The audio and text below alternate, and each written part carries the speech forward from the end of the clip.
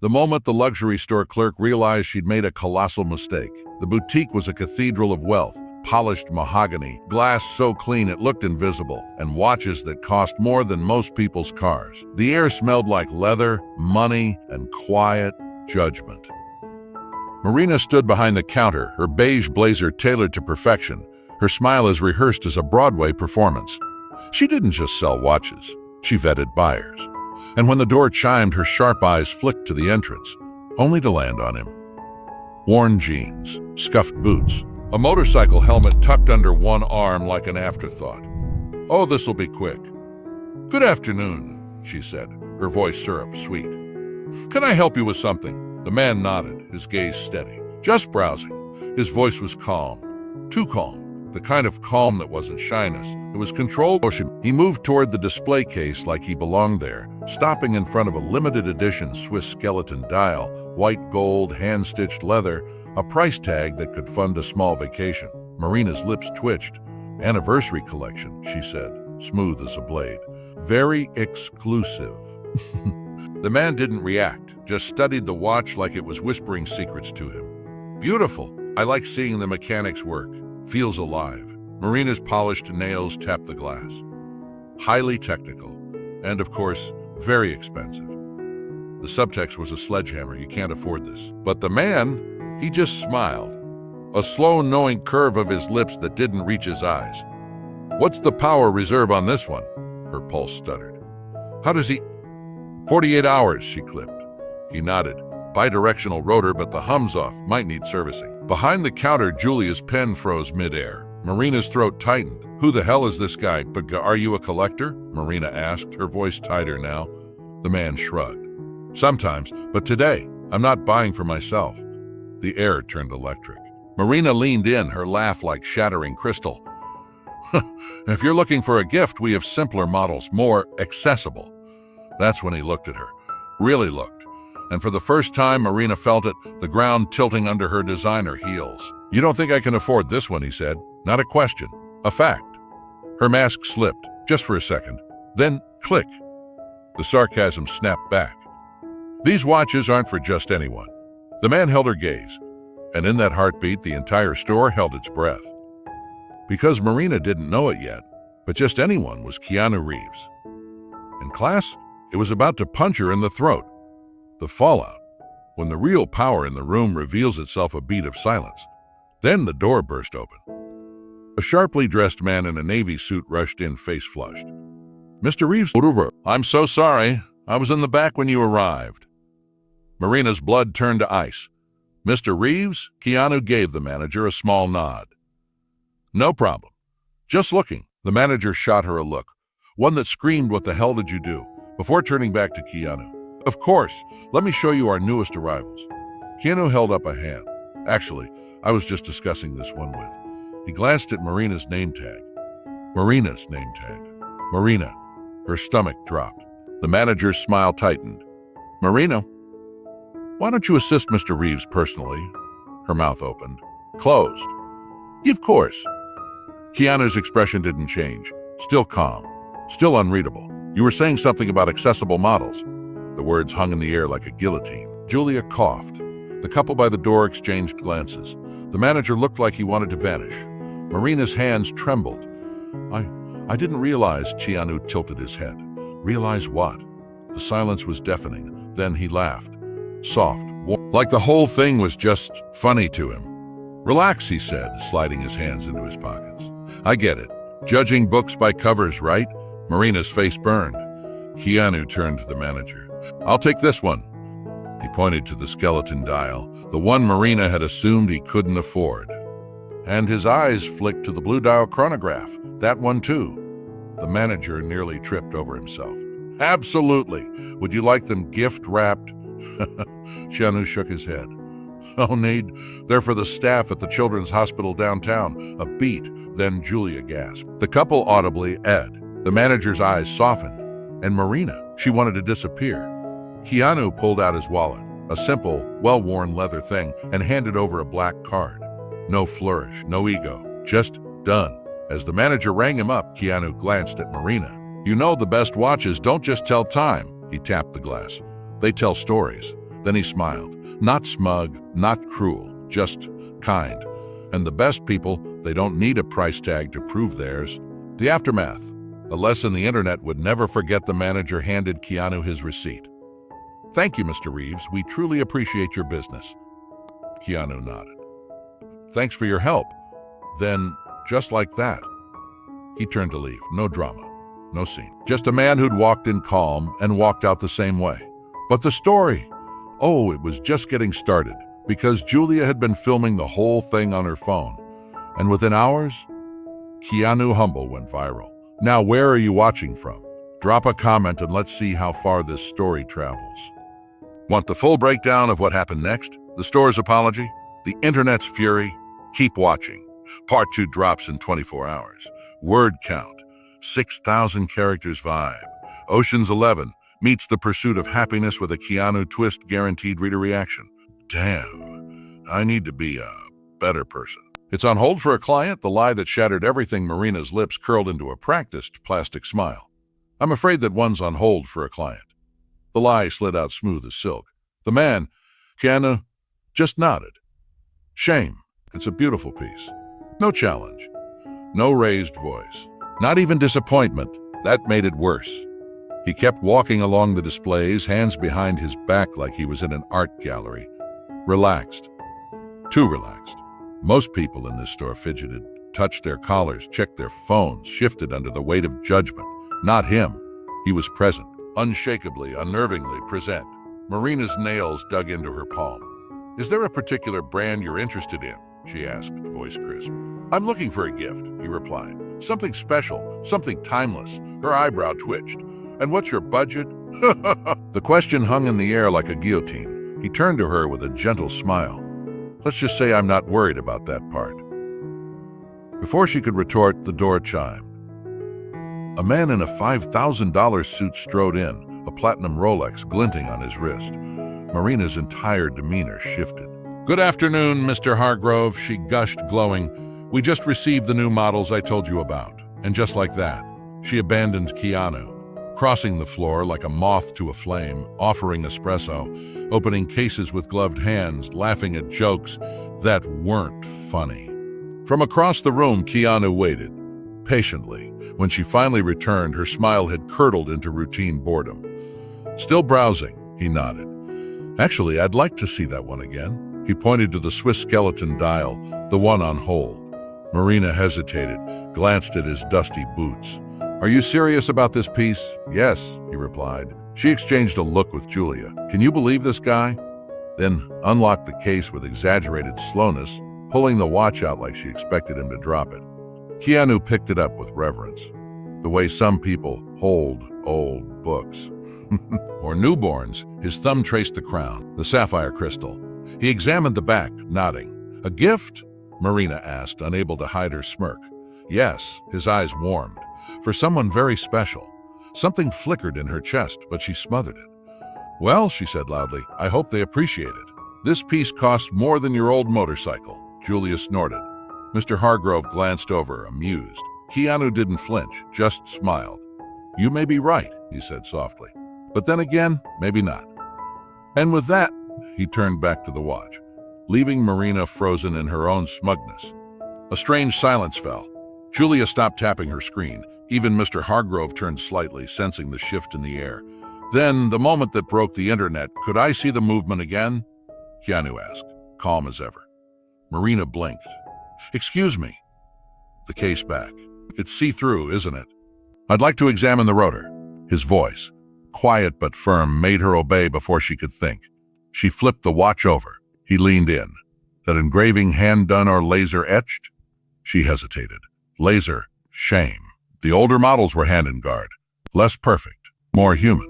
The way he said it, like he'd held one before, sent a chill down her spine. He continued, not mocking, not showing off, just knowing. Triple-sealed crown.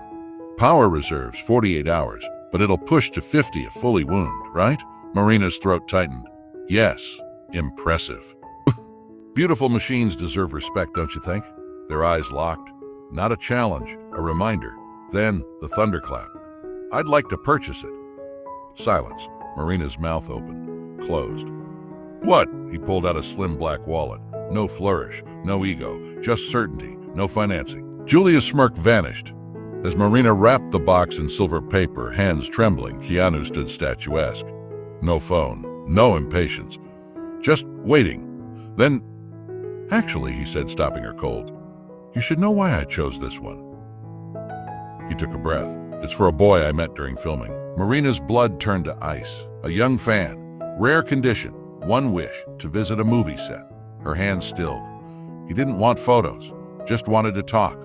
About heroes, about time. Keanu's voice cracked just once. He asked if I was ever afraid of time slipping away. A beat. The store held its breath. I told him time's a gift. He told me if he got better, he'd save up for a real watch. A beautiful one. Marina's vision blurred. Keanu took the box. He didn't make it, and with that, he walked out, leaving Marina standing there with a receipt in her hand and a lesson etched into her bones. Maybe this isn't the right place after all. Keanu ran his hand over the wrapped box, a slow, tender gesture. He didn't get that chance, he said softly, so I'm buying it for him anyway. I'll leave it with his parents. And a note. A pause. The air thickened. Because time still matters, even when someone's gone. Marina's throat locked. Julia looked away, blinking hard. The store had never been so quiet. Then, he placed the box back on the counter. You know, Keanu's voice was a quiet earthquake. Maybe this isn't the right place to buy it after all. Marina's eyes flew wide. What? I came here to find a gift. Instead, I was studied, judged, talked down to. Not angry, not even hurt, just disappointed. So maybe this watch shouldn't come from here. Marina opened her mouth. No sound came out. Keanu picked up the box, turned, started walking toward the door. Half the store leaned forward, breath held. Then the door burst open. Keanu, a man in a navy suit, stood there grinning. Keanu Reeves. My God, I didn't know you were in town. The long-haired man smiled. Hey, Matt, man, good to see you. Matt rushed in, shaking his hand. You still ride that Triumph? And Christ, you haven't aged a day. The silence turned electric. Marina's mouth went bone dry. Julia's tablet slipped from her trembling hands. Matt turned to the room, laughing. This guy, he clapped Keanu's shoulder, is the most generous human I've ever met. Total legend. Keanu gave a modest nod. Marina stared at him like she was seeing him for the first time, because she was. And every assumption she'd made, every smug glance, every veiled insult, unraveled in an instant. The manager's panic. Fix this now. The manager had been watching from the mirrored wall, half distracted by stock reports, until he heard the name, Keanu. He stepped out, pale as the display lights, adjusting his tie like a man preparing for execution. Mr. Reeves, he breathed. I didn't realize you were here. Please, forgive the delay. Keanu turned, calm as ever. No problem. 2 words. A death sentence. Whoosh. Marina took a step back, the gift receipt crumpling in her icy fingers. Matt, the suited man, looked between them. They didn't know who you were? He barked a laugh. Jesus. Keanu shrugged. Wasn't relevant. The manager shot Marina a look that screamed, fix this now. She opened her mouth. Nothing came out. Is everything all right, sir? The manager pressed. We'd be honored to complete your purchase, with a discount, of course. Keanu glanced at the box. I wasn't planning on asking for favors. The room flinched. Around them, customers who'd eyed Keanu with disdain now stood frozen, replaying every interaction, burning with shame. Matt shook his head, muttering to the room. You don't know what kind of man this is. Gave up his hotel suite so the crew could sleep. Paid for a stuntman's surgery. The stories are endless. Julia's face twisted with panic. Marina's knees wobbled. I didn't know, she stammered. I didn't recognize. Keanu raised a hand. Silence. It's not about being recognized. He stepped forward, voice gentle but unshakable. It's about how you treat people when you think they're nobody. The line cut deeper than any blade. Customers shifted. The manager cleared his throat. Let me personally handle. Perspective, Keanu interrupted. He tapped the ribbon once. I came for a gift. I got something else instead. Then the kill shot. He looked at Marina, not with anger, with pity. You don't need to explain. You already did, every time you spoke to me. The final humiliation. That's John Wick. The manager looked ready to melt into the floor. This doesn't reflect our standards, he choked out. Keanu smiled, the kind you give when you've heard that lie 1,000 times. I'm sure. A beat? Then the whisper from the back? That's John Wick. Another customer muffled, and she tried to tell him he couldn't afford a watch. The humiliation wasn't loud. It didn't need to be. It was quiet. Devastating. Total. Just then, the door opened again. A man in a sharp suit, sunglasses, phone in hand. There you are, he said, spotting Keanu. I've been trying to find you all afternoon. We still on for tonight? Keanu nodded. The manager, desperate. Sorry, who are you? The man blinked. Oh. Director of Arcadia Films. We're scouting locations. Mr. Reeves is meeting our producers. The manager turned sheet white. Another high-profile connection. Another layer of catastrophic embarrassment. Keanu took one last look at Marina. Hope the rest of your day is a pause. Enlightening. And with that, he walked out, leaving the store in ruins, leaving Marina exposed, and leaving the internet about to explode. The director's joke that cut deeper than he knew. The director clapped Keanu on the shoulder with a grin. Man, you're always undercover. First time we met, you showed up on set with a sandwich and a busted skateboard. Keanu smiled. Marina, at that moment, could barely breathe. She had been cruel, dismissive, sarcastic, to someone who wasn't just important, but to someone who had never once acted like he was. The director eyed the box on the counter. That for a fan? Keanu nodded. A special one. The director's face softened. You're too good, man. Keanu turned back to the counter. Everyone held their breath, certain he'd walk out. Then he looked at Marina one last time. Not to shame her, not to gloat, but to offer her the same thing he'd given the boy in his trailer that day. Time. Time to reflect. Time to change. The regional manager's arrival. You've damaged this store. The regional manager, Vivian, stormed in moments later, her heels clicking like gunshots. She listened. She understood. Then she locked eyes with Marina. You've just damaged the reputation of the most respected store in this city. A pause. Which doesn't matter. And now you'll face the consequences. Marina's stomach dropped. Keanu, still calm, spoke. I came here dressed down not to test anyone, but to see how people act when they think you're nobody. The air turned to ice. The way we treat strangers says everything, he added. And what I experienced here today, that wasn't kindness. Vivian cleared her throat, desperate. Please let us make this right. A discount, a gesture. Keanu raised a hand. I'm not here for a deal. Then, the twist no one saw coming. He turned to Marina. But maybe someone here needs a second chance. And with that, he placed the box gently back on the counter. You can finish the sale, if you want. Marina blinked, speechless. You still want to buy it? Yes, Keanu said, from someone who's learned something. The sale that felt like a funeral, hands trembling. Marina processed the sale in silence. When she handed him the receipt, her voice cracked. I'm sorry. Keanu gave her a look. Not forgiveness, not yet, but a door left open. It's not too late to change. Then he turned to leave. But at the door, he paused. By the way, he said casually, that motorcycle outside? The old one? Marina glanced up. Prototype. Custom build, worth more than any watch in this store. A half smile. Didn't think that mattered until now. And with that, he walked out. Silent, powerful, unforgettable. The viral storm as she laughed at Keanu Reeves. By the next morning, the video was everywhere. A customer had filmed it all. The sarcasm, the judgment, Keanu's quiet grace. Nuclear. She laughed at Keanu Reeves for looking too poor to buy a watch. She didn't know who she was talking to. Comments exploded. This is why you never judge by appearance. Class isn't in your clothes, it's in how you treat people. Keanu, always Keanu. Inside the store, the atmosphere was funeral-level tense. What was once a proud, exclusive showroom now felt like a crime scene. Marina sat in the back office, pale, eyes red from a sleepless night. Her phone buzzed endlessly, angry messages, mocking memes, calls for her to be fired, canceled, destroyed. But the real punishment, the silence. Julia, once her partner in sarcasm, now avoided eye contact. The manager wouldn't say her name. Customers whispered. Some came just to point at her. The reckoning you failed as humans. Vivian called a staff meeting that afternoon. Her voice was sharp, calm, lethal. What happened yesterday wasn't just a PR failure. It was a human failure. Marina's throat closed. We don't train people to grovel for celebrities, Vivian continued. We train them to treat everyone with dignity. She paced slowly, a general addressing broken troops. You didn't fail because you didn't recognize a famous face. You failed because you saw a man and decided he wasn't worth your respect.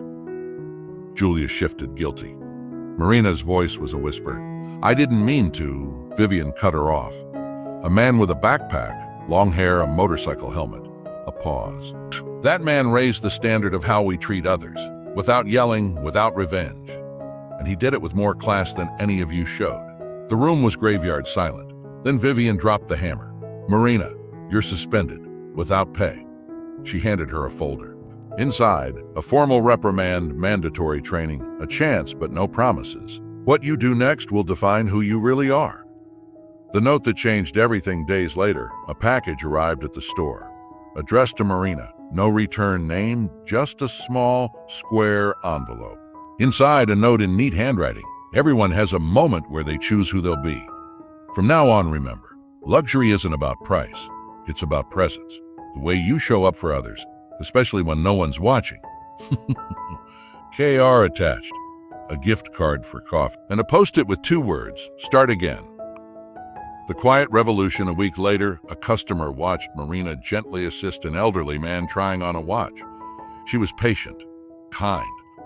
On her wrist, tucked under her sleeve, a small card. Luxury is how we treat each other. Keanu Reeves had walked into a store and been treated like he was less. He walked out without shouting, without revenge, but with impact. He reminded the world, kindness doesn't have to be loud to be powerful. And true luxury, it's not gold, not diamonds. It's how you make someone feel.